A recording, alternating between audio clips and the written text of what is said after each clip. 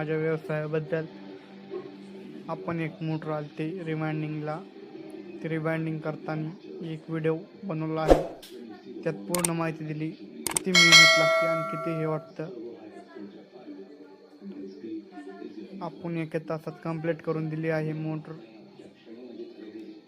जे कस्टमर हे खुश, आपणही खुश.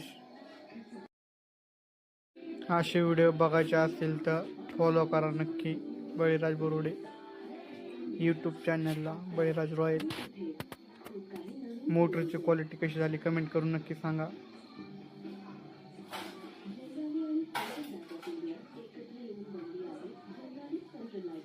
कसं काय मग मोटरची क्वालिटी सांगा कमेंट करून.